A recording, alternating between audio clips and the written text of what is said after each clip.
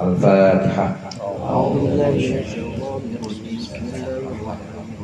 Alhamdulillah rabbil alamin arrahmanir rahim maliki yaumiddin iyyaka na'budu wa iyyaka nasta'in siratal ladzina an'amta 'alaihim ghairil maghdubi 'alaihim waladdallin. Alhamdulillahilladzi hadana li hada wa ma kunna linahtadiya laula an hadana Allah. Asyhadu an la ilaha illallah wahdahu la syarika lah wa asyhadu anna Muhammadan 'abduhu wa rasuluh. Allahumma shalli ala sayyidina Muhammadin 'abdika wa nabiyyika wa rasulika nabiyyil ummiyyi wa ala alihi wa sahbihi wa sallim taslima bi qadri 'azamati dzatika fi kulli wahid. Amma ba'du. Segenap pengurus dan jamaah Majelis Taklim Al-Hidayah yang dimuliakan oleh Allah, alhamdulillah kita masih diberikan kesehatan dan kesempatan untuk thalabul ilmi. Mudah-mudahan langkah kita di sini mendapat ridha Allah. Amin. Ilmu yang kita pelajari menjadi ilmu yang bermanfaat dunia akhirat. Amin ya rabbal alamin. Salat pembahasan kita yang terakhir kemarin disampaikan bahwasannya tiang atau fondasi dari sholat itu ada dua, yaitu khudu al-khusyuk wa hudurul qalb. Yang pertama yaitu khusyuk dan yang kedua adalah hadirnya hati. Ini adalah fondasinya. Bagaimana syarat-syarat dan rukunnya, seperti berdiri, membaca Fatihah, penting juga. Ibarat rumah dalam sholat itu Fatihah, kemudian ruku, bacaan-bacaannya itu adalah tembok-temboknya, jendela, ya bahkan atapnya semuanya. Tidak bisa dikatakan sebuah bangunan, tidak bisa dikatakan sebuah rumah kalau dia tidak ada temboknya. Nggak bisa dikatakan sebuah bangunan atau rumah kalau dia tidak ada jendela atau tidak ada pintunya. Jadi semua penting syarat dan rukun. Namun semua itu berdiri pada fondasi yang dua tadi, yaitu khusyuk dan hadirnya hati. Syarat dan rukun sholatnya kita semua sudah kita penuhi. Menutup aurat, menghadap kiblat, kemudian suci dari hadas, suci dari najis sudah. Rukunnya takbiratul ihram, Fatihah, semua sudah kita lengkapi. Tapi fondasinya harus kuat, yaitu khusyuk dan hadirnya hati. Karena kalau fondasinya nggak kuat, begitu lagi sholat mulai, walaupun ada tukang somai, mesen Pak Kandi, jadinya sholatnya dibatalin, kemudian pesen somai, atau pikirannya jadi kemana-mana. Ini yang disebutkan tanpa fondasi yang kuat, khusyuk dan hadirnya hati, maka sholat kita itu seperti bangunan yang gampang goyah, gampang roboh apabila ada angin yang meniupnya. Bagaimana yang dimaksud dengan khusyuk? Khusyuk itu adalah diamnya atau tenangnya anggota badan kita disertai hadirnya hati kita di hadapan Allah. Ini yang namanya khusyuk. Anggota badan kita minimal itu tenang. Mata kita menatap ke tempat sujud. Kemudian tangan kita ketika baca Fatihah ya harusnya sedekap. Kemudian ketika sujud, ketika ruku, ketika i'tidal, ini sesuai dengan tuntunan-tuntunan kemarin. Ini adalah cara-cara yang sudah menuntun kita untuk bisa khusyuk dari tenangnya anggota badan. Bukan hanya itu, khusyuk juga hadirnya hati. Hadirnya hati di sini maksudnya kita hadir di hadapan Allah, bahwa kita sedang menghadap zat yang memerintahkan kita untuk sholat. Kita sedang menghadap zat yang maha mengetahui tentang apa yang ada di dalam hati kita, apa yang ada di dalam pikiran kita. Kita lagi sholat mikirin apa aja, itu tahu Allah. Makanya kita benar-benar menjaga hati kita ketika kita sholat. Ini yang namanya khusyuk, yaitu tenangnya anggota badan dan hadirnya hati di hadapan Allah, di hadapan zat yang maha mengetahui rahasia hati kita. Kemudian selain khusyuk, ini ada pengertian yang kedua, hadirnya hati dengan pemahaman bacaan. Artinya ketika kita sholat kita mau cakep, selain khusyuk tadi, maka kita harus bacaan-bacaan kita pahami.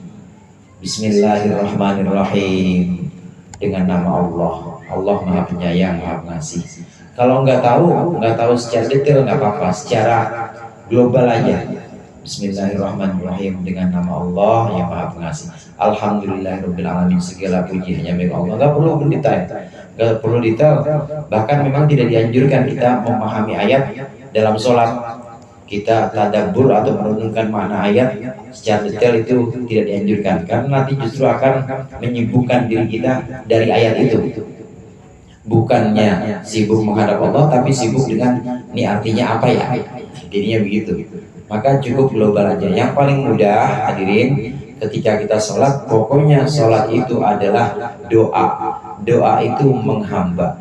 Maka ketika sholat itu yang paling gampang kita ya Allah aja. Allah itu Tuhan dan kita hamba. Terus kita hamba, kita lemah, segala macam itu dalam bacaan-bacaan sholat. Subhana rabbiyal azim wa bihamdi. Kita hamba, kita ini kotor, Allah yang maha suci. Terus kita pahami dan kita renungkan dalam hati kita. Ini yang dimaksud dengan hadirnya hati. Fondasi dalam sholat itu dua, saya ulangi lagi pembahasan terakhir kemarin, yaitu khusyuk dan hadirnya hati sesuai dengan bacaan-bacaan yang ada di sholat kita. Kemudian pada pembahasan berikut ini ada sebagian pendapat atau ada sebagian makalah dari ulama, diantaranya yaitu dari Imam Al-Hasan Al-Basri. Qala Al-Hasan Al-Basri, betul itu ya? Bismillahirrahmanirrahim. Qala al-mu'allif rahimahullah wa nafa'ana bihi wa bi'ulumihi wa bi barakatihi fid dharain amin. Wa qala al-Hasan al-Basri, dan berkata Al-Hasan al-Basri rahimahullahu taala, kullu salatin la yahduru fiha al-qalbu fa hiya ila al-uqubati asra'u. Setiap salat yang di dalam salat itu hatinya tidak hadir, fa hiya ila al-uqubati asra'u, maka salat yang demikian itu lebih cepat menuju siksa Allah. Naudzubillah. Bacaan kita cakep, takbiratul ihram kita cakep, Allah cakep, tapi hatinya itu tidak hadir.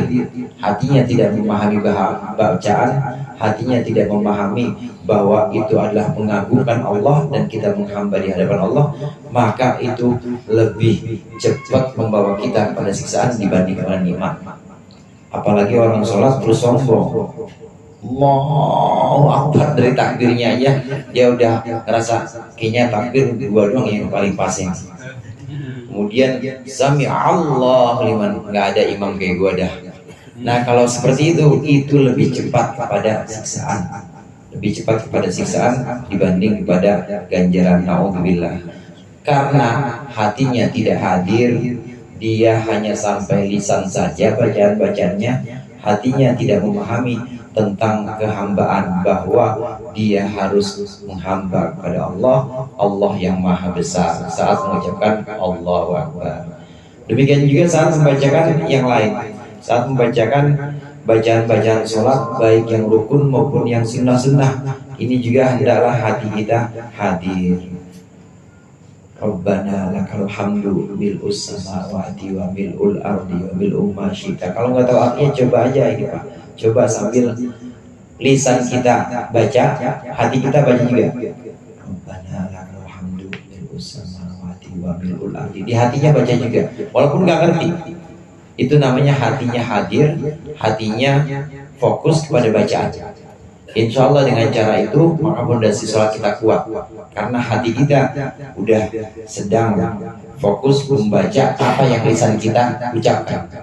Sebenarnya memang lisan ini nanti untuk menuntun hati. Kalau hati kita lagi baca Maliki, kalau lisan kita lagi mengucapkan Maliki Yaumiddin, harusnya hati dan pikiran kita Maliki Yaumiddin juga. Jangan Maliki Yaumiddin hati kita adanya ke kontrakan. Jangan kita baca misalnya Subhana rabbiyal azim wa bihamdi, hati kita keobjekan misalnya, jangan. Tapi hati kita harus Subhana rabbiyal azim juga. Ini yang dimaksud dengan hadirnya hati. Sholat yang hadirnya hati tidak terwujud, sholat yang tanpa hadirnya hati, maka itu lebih cepat menuju siksaan, kata Imam Hasan Al-Basri. Imam Hasan Al-Basri ini adalah seorang akbarut tabi'in. Jadi dari generasi tabi'in, ulamanya yang terkenal antara lain adalah Imam Hasan Al-Basri. Sebagaimana kita tahu, sumber hukum pada saat Rasulullah masih ada, ya Rasulullah, Al-Quran dan Rasulullah. Mau ada masalah atau persoalan apa-apa tinggal tanya langsung Rasulullah. Setelah Rasulullah wafat, maka pertanyaan-pertanyaan seputar agama atau nasihat-nasihat yang dimintakan, fatwa-fatwa yang kemudian dituntut oleh orang-orang muslim, maka kepada para sahabat. Sahabat ini juga ada ulamanya sahabat, tidak semua sahabat, tapi ada sebagian yang memang ulamanya sahabat. Kemudian setelah para sahabat wafat, barulah generasi tabi'in. Tabi'in ini murid-muridnya sahabat, orang yang ketemu dengan sahabat. Imam Hasan Al-Basri ini termasuk generasi tabi'in, termasuk akbarut tabi'in, yaitu termasuk tabi'in, generasi tabi'in, dan ulamanya termasuk antara lain ada Imam Hasan Al-Basri. Ini makalah dari beliau. Bahkan sebagian ulama menceritakan bahwa Allah memberikan wahyu kepada nabi-nabi terdahulu. Wahyunya itu antara lain isinya, idza dakhaltas shalat fahabli min qablikal khusyu' wa min badanikal khudu' wa min ainikad dumu' fa inni qarib. Hei para nabi-nabiku, kata Allah, ini sebelum masa Rasulullah, ketika engkau menghadapku dalam salat, maka hadirkan hatimu dengan kekhusyuan di hadapan, dan hadirkan badanmu dengan ketundukan. Badannya tunduk, artinya tunduk mata ke tempat sujud, kemudian kakinya juga tenang, anteng, enggak lompat-lompat atau enggak garuk-garuk. Biasanya suka banyak orang yang goyah aja kalau sholat ya. Kalau nggak goyang, apa aja gitu, kalau udah kebiasaan.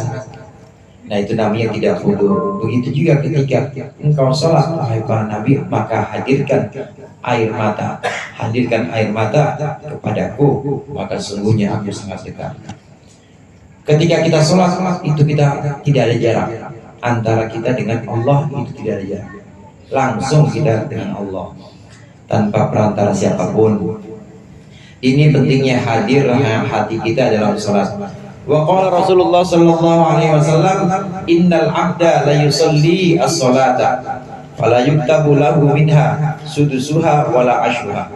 Sesungguhnya ada seseorang yang sholat, kemudian sesungguhnya jika seorang sholat, kemudian dia melakukan sholat itu, maka tidaklah ditulis untuknya sudusuha seperenamnya, wala ashruha tidak juga sepersepuluhnya. Wa inna ma yuktabu lil abdi, yang ditulis untuk hamba itu min salatihi, dari salatnya, biqadri ma aqala minha, adalah sekedar atau seukuran apa yang dia pikirkan dalam salat itu. Itu sabda Rasulullah. Kata Rasulullah, pahalanya salat itu, saudara, itu bukan nih pahalanya 50 nih, atau kontennya, nilainya itu bukan nih nilainya 10 itu berarti bukan 100 sepersepuluhnya, atau ini nilainya 60 nih seperenamnya, bukan itu nilainya sholat. Pahala atau nilainya sholat itu bukan seperenamnya, sepersepuluhnya, atau 100 sholatnya cepet betul semua, bukan. Tapi yang diberikan atau yang dicatatkan oleh malaikat dalam sholat kita itu adalah apa yang kita pikirkan. Waktu sholat kita memikirkan Al-Quran yang kita baca, maka bobotnya adalah Al-Quran. Al-Quran itu kalamullah, firman Allah, besar berarti. Waktu sholat kita memikirkan zikir-zikir subhana rabbiyal azim bihamdih, maka bobotnya adalah zikir-zikir itu. Bayangkan subhanallah wa bihamdih aja ini, kata Rasulullah, itu adalah kata yang bobotnya, kata yang ringan di lisan tapi berat sekali di mizan, berat sekali timbang, lebih berat dibanding dunia seisinya. Ini hanya subhanallah wa bihamdi. Kalau kita dalam sholat itu merenungi, makna-makna bacaan kita, maka itulah yang kita hadirkan. Jadi bukan nilai 190, bukan sesuai dengan kita pikirkan. Demikian juga ada orang sholat, kemudian yang dipikirkan misalnya parkiran, ini lapak yang sono belum pada bayar nih. Yang dipikirkan misalnya jahitan, ini kayak belum bayar-bayar, baru DP doang, udah nggak usah. Yang dipikirkan itulah jadinya sholat. Yang ditulis oleh malaikat yaitu sholatnya adalah sholat dunia lagi. Mending dunia yang bisa mendukung atau yang bisa menyokong akhirat, ini dunia yang buat keuntungan dia sendiri. Maka dalam sholat kita hendaklah kita memikirkan, merenungkan apa yang kita baca. Dengan hadirnya hati kita dalam sholat itu, memahami bacaan-bacaan. Adabul imamah. Ya, sekarang tata cara sholat jamaah ini, imamah, ya imam. Adabul imamah wal khutbah. Ini adalah adab imamah atau menjadi imam, dan juga adab menjadi makmum. Yang bagi imami ayyukhafifas sholata, hendaklah bagi seorang imam dia meringankan sholatnya. Seorang imam hendaklah dia meringankan sholatnya, jangan panjang-panjang bacaannya kalau jadi imam, karena di belakang mungkin ada orang-orang tua, di belakang mungkin ada orang yang lagi buru-buru, di belakang mungkin ada orang yang anaknya lagi sakit, ditinggal. Maka ringankanlah sholat. Seorang imam hendaklah dia meringankan sholat. Apa dalilnya? Apa kemudian buktinya? Buktinya hadis yang diriwayatkan oleh Anas bin Malik, seorang sahabat Rasulullah. Anas bin Malik ini, hadirin, sahabat Rasulullah, termasuk sahabat yang usianya panjang. Karena Anas bin Malik ini sahabat yang pernah mengabdi kepada Rasulullah, ikut dengan Rasulullah selama kalau nggak salah 10 tahun. 10 tahun ngabdi dengan Rasulullah. Jadi kalau itu abdi dalam lah, ya, salah santri ya santri yang dalamnya ya. Ini Anas bin Malik kira-kira 10 tahun ngabdi dengan Rasulullah. Didoakan Anas bin Malik ini, doakan dalam satu riwayat Anas bin Malik didoakan supaya berkah umurnya, kemudian berkah dunianya. Maka umurnya itu sampai 150 tahun dalam satu riwayat. 150 tahun. Anaknya itu ada yang mengatakan anaknya banyak, Ustaz. Anaknya itu ada yang mengatakan 90 tahun. 90 anaknya. Anaknya 90 anaknya Anas bin Malik.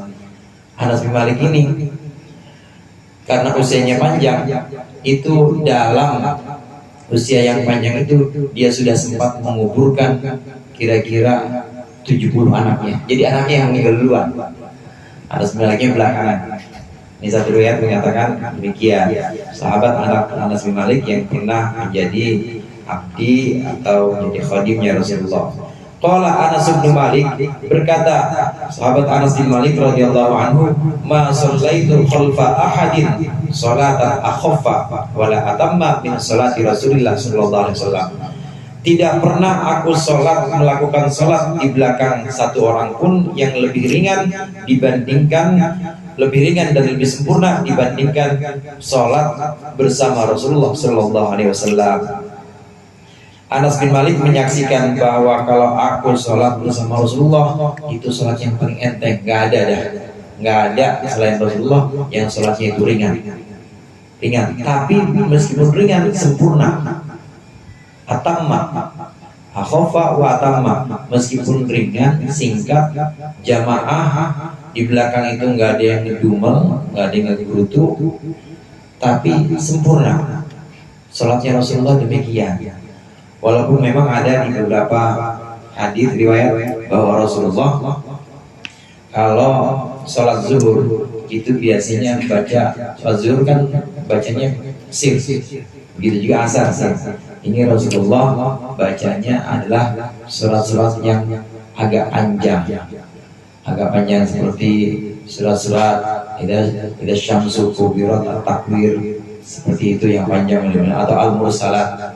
surat Al-Mursalat itu surat-surat yang panjang itu dibaca Rasulullah ketika zuhur. Kalau asar itu agak pendek lagi, surat yang setengahnya. Itu yang diriwayatkan dalam beberapa hadis. Kemudian pernah juga Rasulullah di sholat maghrib, ya, Rasulullah itu wal mursalat, tadi baca wal mursalat. Rasulullah SAW ini sholatnya adalah sholat yang ringan, tidak memberatkan makmumnya. Imam itu tidak boleh memberatkan makmumnya, harus lihat-lihat kondisi makmumnya. Anas bin Malik menyaksikan ini bahwasanya Rasulullah sholatnya adalah sholat yang paling ringan dan juga paling sempurna. Wala yukabbiru, dan hendaklah, ini wala yukabbiru aja atopnya kepada yukhaffifa. Wala yukabbiru, dan tidaklah bertakbir seorang imam malam yafraq al muadzinu, selagi muadzin belum selesai minal iqamati, dari iqamah, wa malam tastawi as-sufufu, dan selagi belum lurus saf-safnya. Ya, seorang imam, Ustaz Maman, Ustaz Helman, misalnya Bang Thohir, ini jangan dulu takbir kalau muadzin belum qomat. Jadi sampai benar-benar selesai qomatnya. Qamatus shalah, Allahu akbar, Allahu akbar, la ilaha illallah, baru jalan ke pengimaman. Baru Allahu akbar sampai muadzin iqamah, sampai muadzin qomat.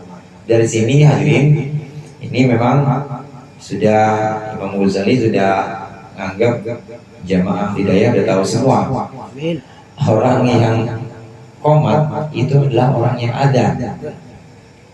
Orang yang qomat jangan orang lain, orang yang ada.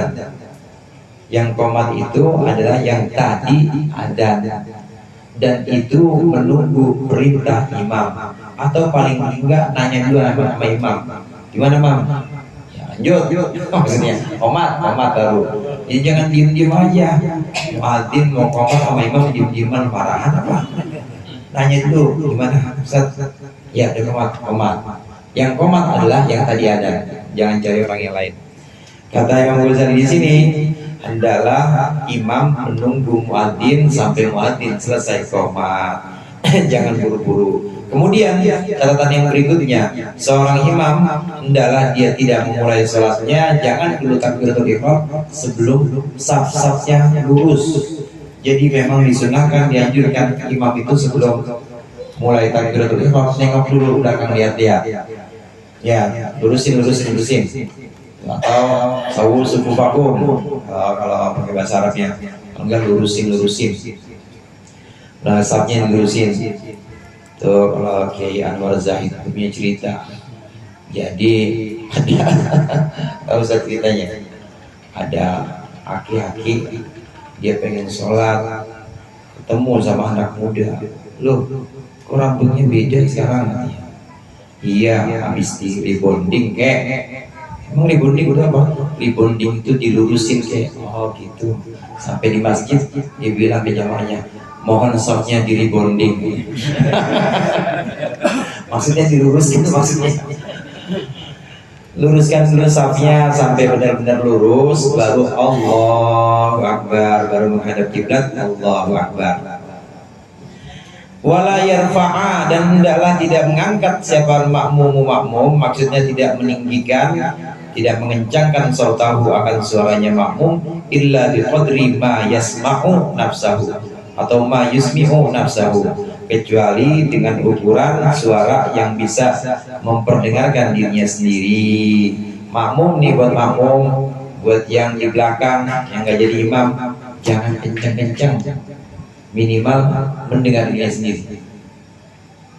Pernah saya sampaikan rukun-rukun qauli dalam sholat seperti takbiratul ihram, Fatihah, tasyahud, sholawat, kemudian salam, itu rukun qauli, rukun yang bacaan-bacaan itu wajib terdengar minimal diri sendiri, nggak boleh dalam hati, jadi wajib terdengar.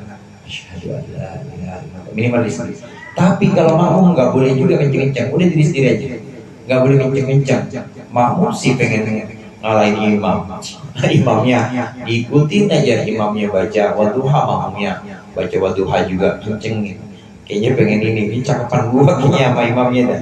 Jangan, makmum tidak boleh mengeraskan suaranya. Makmum kalaupun mau baca bacaan yang rukun, maka cukup dirinya sendiri aja yang terdengar.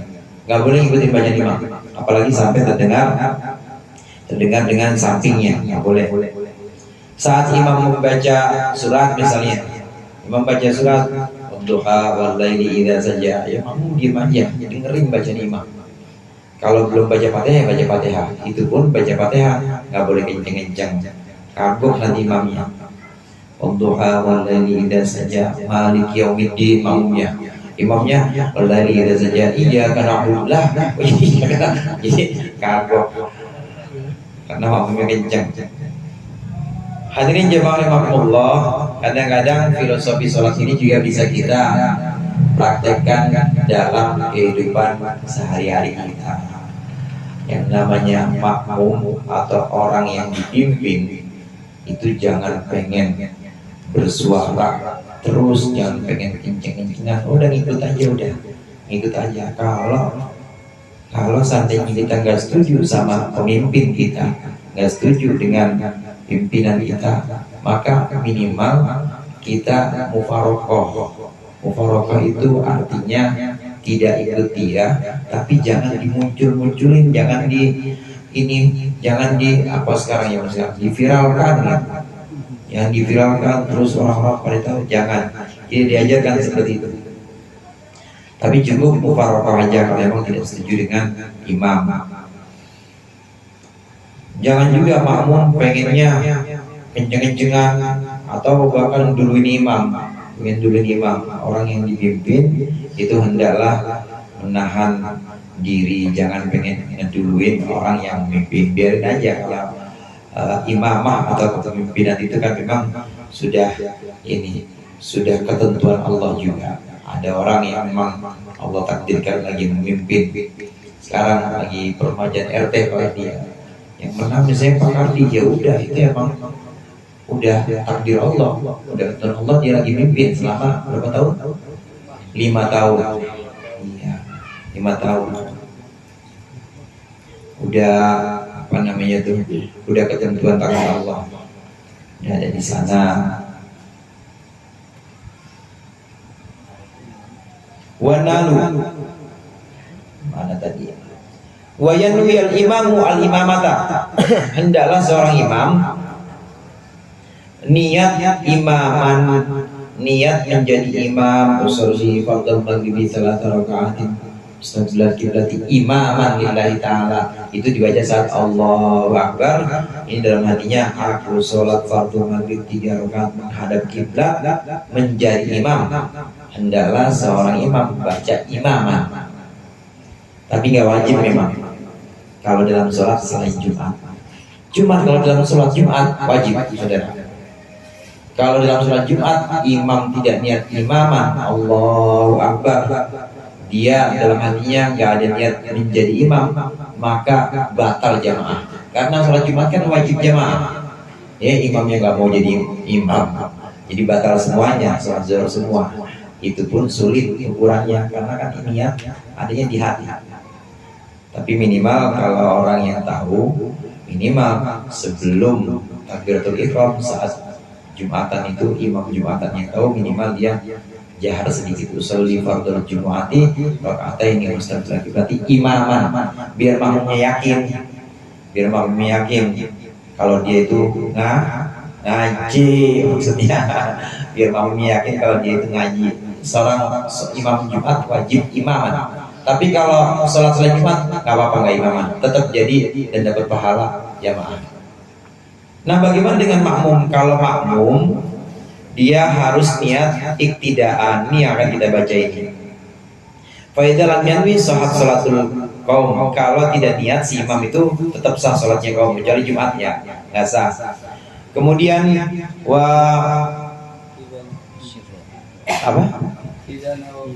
Ida nawaw tetap sah ida nawaw ketika mereka para makmum itu niat. Imamnya nggak niat imaman, tapi makmumnya niat makmuman. Jadi tetap sah sholatnya, kecuali sholat Jumat. Sholat Jumat imamnya nggak imaman, makmumnya semua niat makmuman lillahi ta'ala, itu tetap nggak sah, harus niat imaman. Nah, bagaimana dengan makmum? Idza nawau al-iqtida'a bihi, tetap sah ketika makmum itu, para makmum niat iqtida'a. Iqtida'a itu maksudnya sini makmuman. Boleh kita niat makmum itu usolli fardhul asri arba'a raka'atin mustaqbil qiblati, makmuman lillahi ta'ala boleh, atau iqtida'an lillahi ta'ala boleh. Anut atau ngikut lillahi ta'ala. Jadi makmum harus niat makmuman atau niat iktidaan. Kalau makmum nggak niat imam, nggak niat makmuman atau nggak niat iktidaan, maka sholatnya tidak sah. Artinya tidak jadi sholat jamaah, sholat sendiri dia. Pahalanya bukan pahala jamaah jadi, karena dia tidak niat. Walaupun sama ngikutin imam terus, imam ruku dia ruku, imam sujud dia sujud, tetap nggak ada pahala jamaah karena tidak ada niat imam, nggak ada niat makmuman. Wa nalu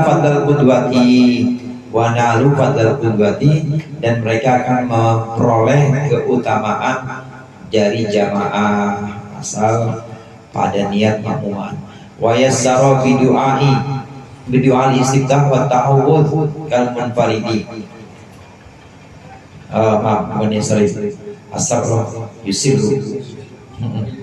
Wa yusirru harusnya wa yusirru dan mesir, jadi mempelankan bidu'a istiftah dengan doa istiftah. Kadang-kadang itu istiftah, kadang-kadang disebut iftitah. Wa ta'awudz dan dengan ta'awudz kal munfaridi sebagaimana sholat sendiri. Wa yajhara bil fatihati, dan dalam dia mengeraskan bacaan Fatihah, wasurati fi jami'i subhi, dalam dan surat di seluruh salat subuh, wa ulatayil maghribi wal isya'i, dan 2 rakaat pertama maghrib dan isya. Wa kadzalika al munfaridu, demikian juga salat sendiri. Demikian juga orang salat yang sendiri ini setelah Allahu Akbar, maka imam baca istiftah atau istiftah atau iftitah, Allahu Akbar kabira walhamdulillah katsira, dan seterusnya. Kemudian sebelum Fatihah baca ta'awudz. Tapi di sini tuntunannya baca iftitah, baca ta'awudz pelan aja, jangan kencang. A'udzubillahi minasyaitonirrajim lah. Oh, MTQ mau jadi imam mas. Jadi nggak boleh kenceng-kenceng ta'awudznya, cukup. Nanti kalau masuk Fatihah, Bismillahirrahmanirrahim, baru kenceng imam. Ta'awudznya, maka ta'awudznya sir saja, pelan saja. Itu berlaku untuk sholat subuh dan sholat maghrib isya pada rakaat pertama dan kedua. Rakaat 3-4-nya semuanya dibaca pelan. Fatihah dan surat itu dibaca kencang pada sholat subuh, sholat maghrib dan isya, tepatnya pada 2 rakaat pertama sholat maghrib dan isya. Nah, wakadzalikal makmum, demikian juga makmum. Mana sih tadi itu? Wakadzalikal munfarid, demikian juga orang yang sholat sendirian. Kalau kita sholat sendiri di rumah juga demikian Pak. Sholat subuh sendirian, sunnahnya bacaannya kencengin, bacaan Fatihahnya dan suratnya. Maghrib dan isya juga begitu. Saat sholat sendirian, maka sunnah dikencengin di 2 rakaat yang pertamanya. Wa apa tuh? Wa kadzalika wa yukirna.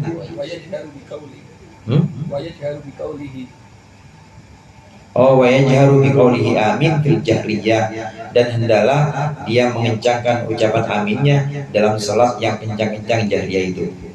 Imam mengucapkan amin, aminnya itu dijahar, dikencengin, maksudnya kenceng di sini yang kira-kira sedang lah, kedengaran sama orang. Kenapa demikian? Imam harus baca amin, aminnya itu harus jahar supaya makmum barengin aminnya imam. Karena aminnya imam itu dibarengi oleh aminnya malaikat. Nggak pada denger sih, ya. malaikat tuh barengin aminnya imam. Maka makmum hendaklah barengin aminnya imam. Disunahkan juga ketika waladhdallin kita Rabbi firli waliwalidayya amin, barengin aminnya imam. Kemudian wa yukirna, nah ini yang tadi kita sebut fil jahriyah wa kadzalika makmum, demikian juga makmum wa yukir wa aqrana yukrinu wa yakrinu al makmum takminahu, makmum ini tadi membarengi takmin atau aminnya imam bitakminil imam, dengan aminnya imam ma'an secara berbarengan, la taqiban lahu, tidak mengikuti atau menyusul aminnya imam. Tik sampai di situ. Ini tadi kita sudah bahas. Jadi dari yang apa yang kita baca ini, adab atau tata cara salat jamaah ada yang wajib dan ada yang sunnah. Sebagian yang kita dibaca di sini ini ada yang wajib, diantaranya yang wajib tadi adalah seorang dalam sholat Jumat imam wajib niat imaman, makmum wajib niat makmuman. Tapi selain dalam sholat Jumat, imam tidak wajib imaman, makmum tetap wajib makmuman untuk mendapat pahala sholat jamaah. Kemudian yang sunnah-sunnah tadi antara lain adalah membaca kencang atau jahar pada tempat-tempat yang memang dianjurkan untuk membaca keras. Wa yasqutal imamu saktatan wallahu a'lam bishawab. Insyaallah kita lanjutkan pada pertemuan yang akan datang. Lebih kurang yang saya mohon maaf. Wallahu muwaffiq ila aqwamit thoriq. Assalamualaikum warahmatullahi wabarakatuh. Waalaikumsalam.